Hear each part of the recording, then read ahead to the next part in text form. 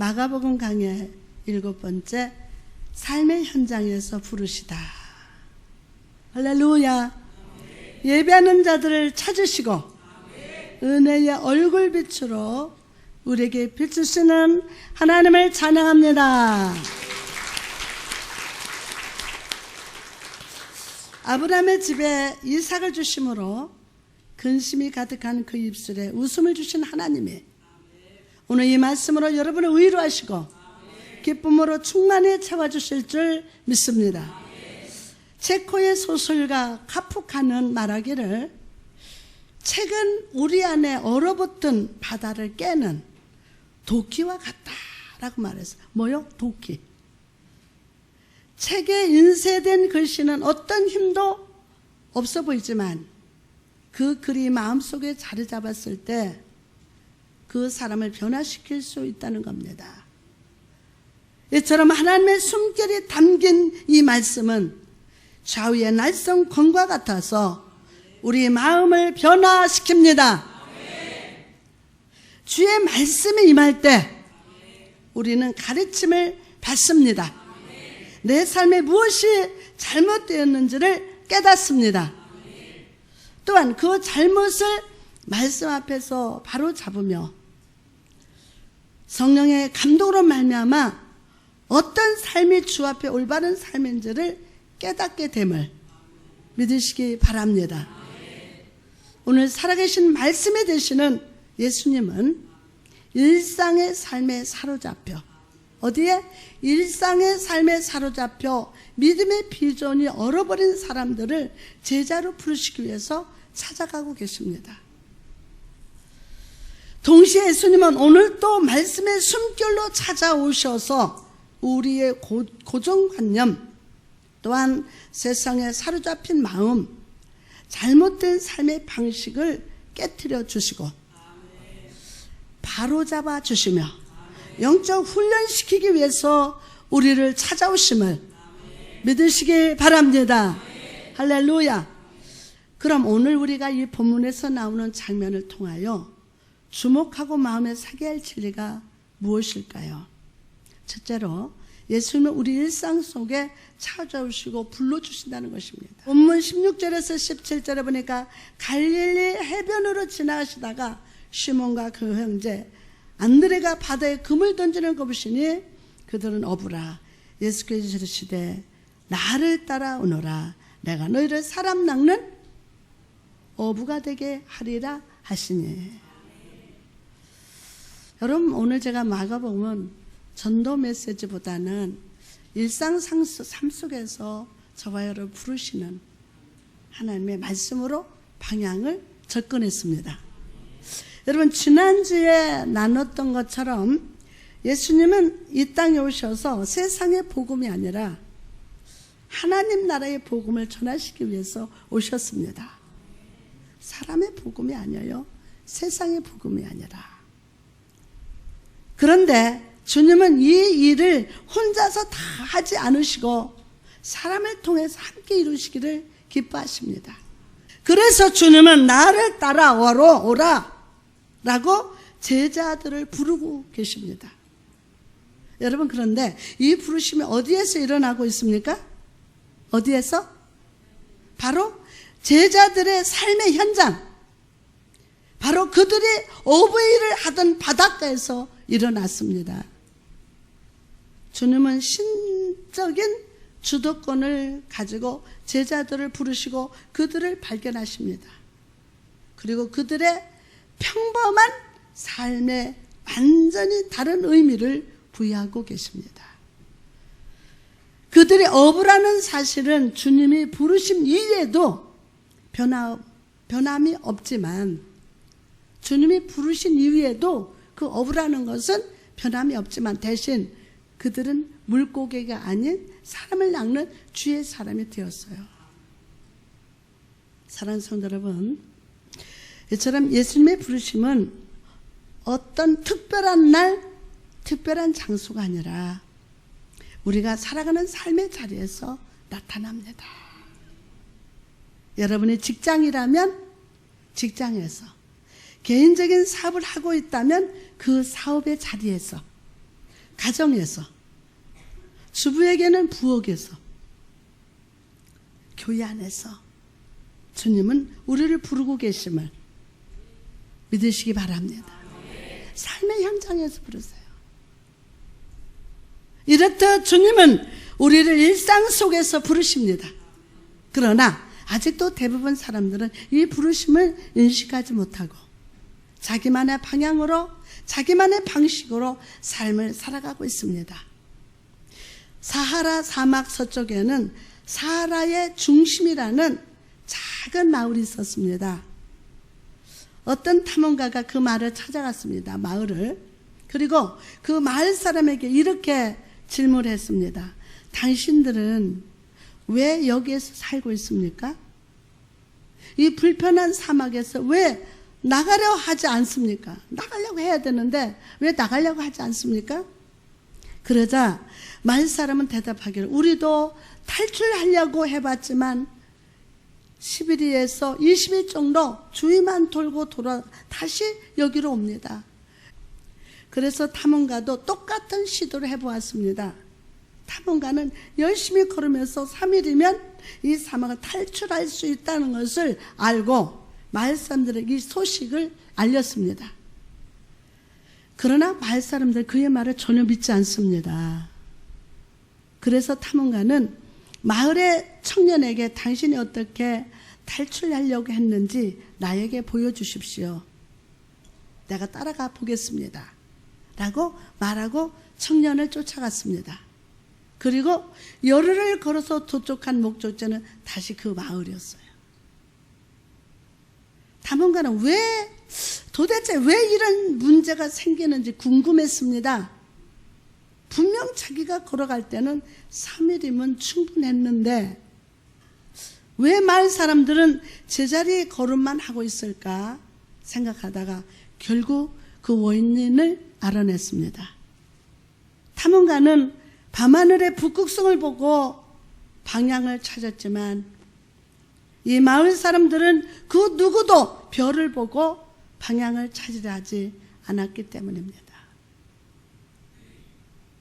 북극성을 보고 걸으면 사막을 탈출할 수 있는데도 별을 보지 않아서 갇혀 살아갑니다. 사랑하는 성도 여러분, 우리의 삶도 똑같지 않습니까? 우리도 각자 마음속에 새로운 삶의 희망과 소망을 품고 살아갑니다. 새로운 인생의 길을 걸어가겠다고 생각하지만 항상 제자리 걸음뿐입니다. 여러분, 그 이유가 무엇입니까? 올바른 방향과 목적지를 바라보지 못했기 때문이 아닙니까? 일상 속에 갇혀 물고기를 낚는 삶에 만족하던 제자들을 부르신 예수 그리스도는 오늘 우리 일상에 찾아오셔서 나를 바라보라. 나를 보라. 빛 대신 아버지 하나님을 바라보라고 우리에게 말씀하고 계십니다. 나를 바라봐라. 내가 가는 길이 형통한 길이 아니라 하나님이 가라고 하시는 길, 하나님이 보여주시는 길이 형통한 길이요 축복의 길이라고 우리에게 말씀하심을 믿으시면 아멘 합시다. 나를 빛 대신 하나님 바라봐라. 여러분, 느헤미야를 보시기 바랍니다. 그는 수산궁에 머물면서 왕의 술 맡은 관으로서 부귀영화를 누리던 사람이었어요.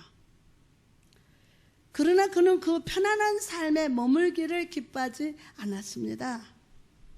느헤미야 1장 11절에 보니까 주여 구하오니 귀를 기울이사 종의 기도와 주의 이름을 경외하기를 기뻐하는 종들의 기도를 들으시고 오늘 종이 형통하여 이 사람들 앞에서 은혜를 입게 하옵소서.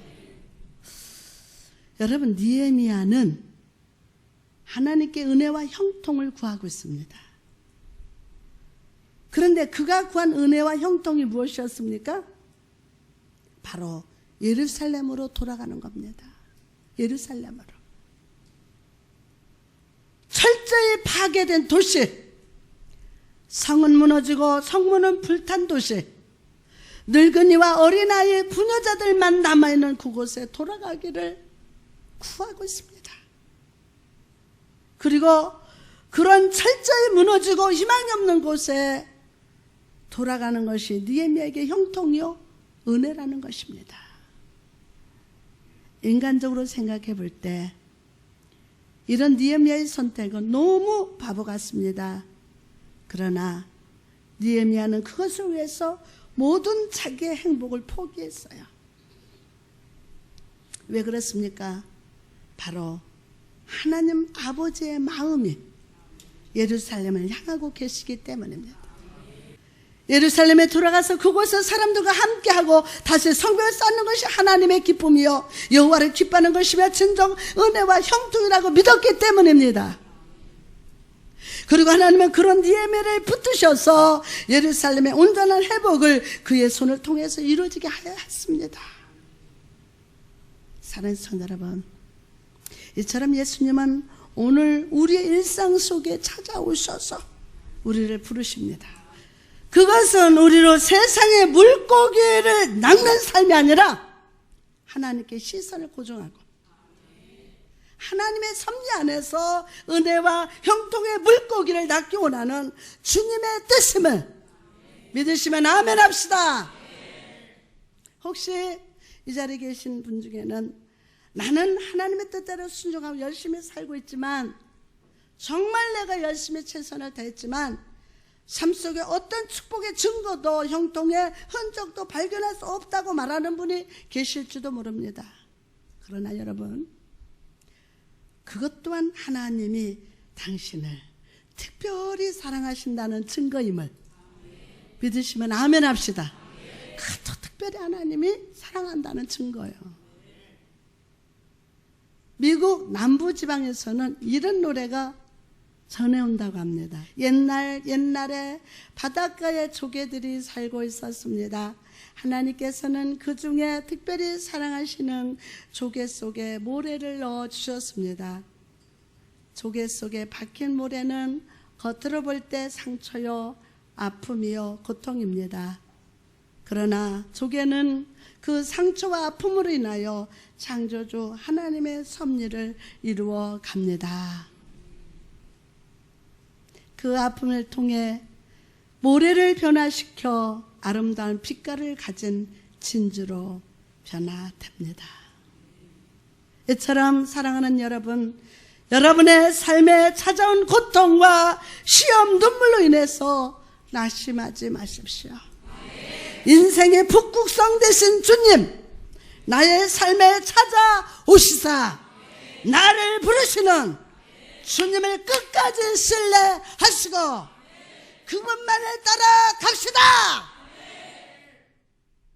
그럴 때 모든 고통과 염려와 눈물 속에 은혜의 생수가 부어져서 축복의 진주, 은혜의 진주, 형통의 진주로 변하게 될 줄 믿습니다.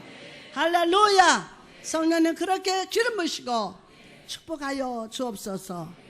두 번째로 주님의 부르심에 대한 올바른 응답은 무엇인지 한번 생각해 봅시다. 여러분, 삶의 자리에 찾아오셔서 제자로 부르시는 예수님 앞에 베드로, 요한, 안드레는 어떻게 반응하고 있습니까?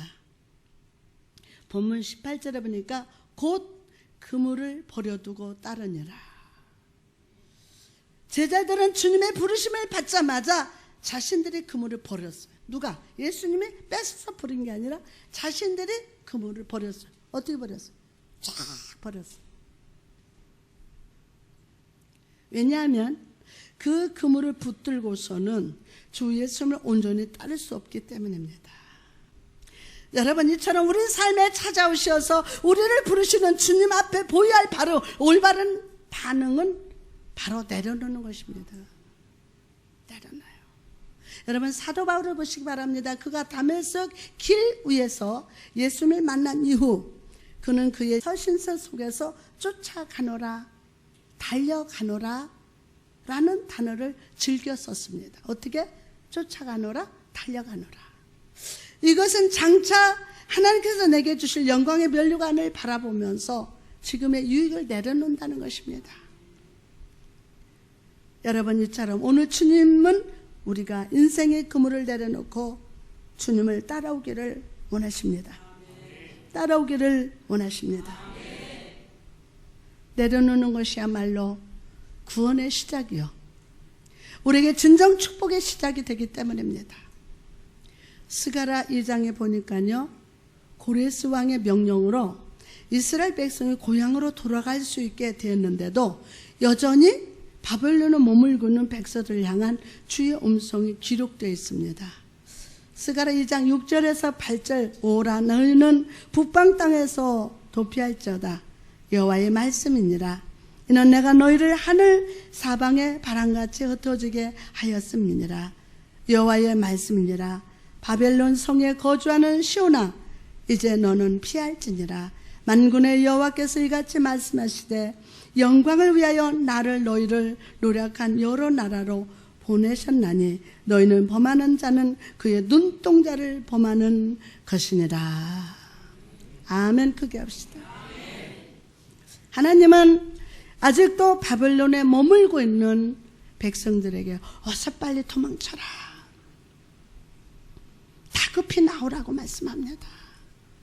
어제까지도 바벨론에 머물고는 백성들에게 얘들아 어서 빨리 도망쳐라, 다급히 빨리 나와 라고 말씀해요. 왜 하나님은 그토록 급박하게 말씀하시는 것일까요? 먼저 지금은 바벨론이 완전해 보이지만 앞으로 그곳은 재앙의 자리, 멸망의 자리가 될 것이기 때문입니다. 이스라엘 백성들은 바벨론 땅이야말로 안전하고 편안한 땅이라고 생각을 했습니다. 그러나 하나님 보시기에 그 땅은 멀지 않아 비사의 침략으로 인해 완전히 망하게 될 땅이었습니다. 그래서 주님은 침몰하고 있는 배에 있는 사람들에게 외치듯 어서 도망치라, 어서 바벨론에서 빠져나오라고 말씀하는 것입니다. 지금 사랑하는 성도 여러분, 여러분이 안전하게 사는 것 같은데 주님 보시기에 제가 위험하다. 그럼 빨리 나와. 그래서 빨리 그 자리에서 일어나. 나는 모르고 있지만 하나님은 알고 계시잖아요. 여러분, 여러분의 가고 있는 삶의 자리가 여러분의 눈에는 가장 행복하고 안전해 보여도 주님의 눈에는 위험해 보일 수 있음을 여러분들이 아셔야 됩니다. 여러분 눈에는 그 땅이 젖거꾸로 흐르는 가나안 땅 같으나 주님 보시기에는 소돔과 고모라처럼 멸망의 땅으로 보일 수도 있음을 알아야 합니다. 때문에 주님은 오늘 이 시간에도 절망의 바벨론에 머물고 있는 우리를 찾아오셔서 나를 따라오너라, 절망의 바벨론, 사망의 음침한 골짜기에서 도망치라 라고 부르고 계심을 믿으시면 아멘 합시다. 두 번째로 하나님이 약속의 땅에서 보호해 주실 것이기에 도망치라고 하십니다. 내가 보호해 줄게, 내가 축복해 줄게. 믿으시면 아멘. 스가랴 2장 8절에 보니까 너희를 범하는 자는 그의 눈동자를 범하는 것이라. 와, 여러분 눈동자는 사람의 몸에서 가장 민감하고 예민한 장기입니다. 그래서 수시로 눈을 깜빡임으로 눈동자를 보호합니다. 아주 작은 먼지가 들어와도 아픔을 느끼고 눈물이 나와서 먼지를 씻어냅니다. 이처럼 하나님은 우리를 지키시되 눈동자처럼 지키시겠다고 말씀하십니다. 모세를 보십시오. 그가 출애굽한 후에 광야의 생활을 겪으면서 그가 경험한 하나님은 어떤 분이셨습니까? 신명기 32장 10절에 보니까 여호와께서 그를 황무지에서 짐승이 부르짖는 광야에서 만나시고 호위하시며 보호하시며 자기의 눈동자같이 지키셨도다.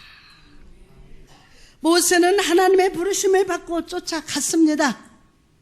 그리고 40년이 넘도록 하나님은 그를 눈동자처럼 지켜주시고 보호하시며 만나 주셨습니다. 사랑하는 여러분, 이처럼 저와 여러분은 하나님의 눈동자, 하나님 아버지의 눈동자임을 믿으시기 바랍니다. 여러분은 하나님 아버지의 눈동자라고요. 눈동자. 믿습니까? 주님이 여러분을 눈동자처럼 지켜주시고 가정을 보호하시며 여러분과 여러분의 자녀들을 만나주시기를 기뻐하심을 믿으시기를 바랍니다. 주님의 일상의 삶의 자리에서 여러분 부르신다면 아멘. 주여, 주님 따라가게 가겠습니다. 세상은 여러분의 영혼 먼지를 씻어줄 수 없습니다. 오직 하나님 안에 있을 때만 여러분의 마음을 주의 눈물로 씻어 주실 수 있습니다. 오늘 이 주님을 만납시다. 여러분의 삶을 내려놓고 주님의 보호하심 안에 거하시기를 주님의 이름으로 축복합니다. 마태복음 8장 16절에서 17절 말씀이니까 예수께서 말씀으로 귀신을 쫓아내시고 병든 자를 다 고치시니 이는 선지자 이사야를 통하여 하신 말씀에 우리의 연약한 것을 친히 담당하시고 병을 짊어지셨도다 함을 이루려 하심이려라. 여러분, 여기서 우리 연약함을 친히 담당하셨다 라는 말씀에 주목해 봅시다. 이 말씀은 헬라어로 람바노라고 하는데 이것은 상대방에 있는 모습 그대로 인정하고 존중한다는 것을 의미할 뿐만이 아니라 그 사람의 부족함과 연약함을 적극적으로 채워주고 또 대신 담당해 준다는 것을 의미합니다. 자, 여러분의 인생에 그물을 내려놓고 주님을 따라갈 때 주님은 여러분의 부족함과 연약함을 아시고 여러분의 모든 부족함 위에 하늘의 충만한 능력과 축복의 영광으로 채워주실 걸 믿으시면 아멘 합시다. 요한복음 13장 32절 말씀 보니까 만일 하나님이 그로 말미암아 영광을 받으셨으면 하나님도 자기로 말미암아 그에게 영광을 주시리니 곧 주시니라. 여기서 주님은 영광을 주시되 곧 주신다고 말씀합니다. 영광을 주시되 곧 주신다고 말씀합니다. 자, 곧이라는 말에는 두 가지 뜻이 있는데 먼저는 즉시라는 뜻입니다. 하나님께서 영광을 주시되 지체되거나 미뤄지는 것 없이 곧장 주신다는 것. 다 같이 곧장.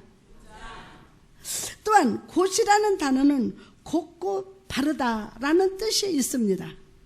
하나님께서 우리에게 영광을 부어주시되 언젠가 휘어지고 꺾어질 영광이 아니라 항상 한결같고 변함없는 곧고 바르게 서 있는 영광을 부어주신다는 사실을 믿으시면 아멘 합시다. 할렐루야. 여러분, 여러분의 삶에 하나님의 보호하심과 축복, 예수 그리스도의 영광이 임하는 삶을 경험하기를 원하십니까? 그렇다면 오늘 예수님의 부르심에 여러분의 삶을 내려놓읍시다. 할렐루야. 그리고 온전한 믿음과 확신으로 주님을 따라 갑시다. 할렐루야. 그럴 때 우리를 눈동자같이 보호하시고 지키시며 인도하시는 주님 손길 안에서 영광 가운데 굳게 서는 저와 여러분이 될 줄 믿습니다.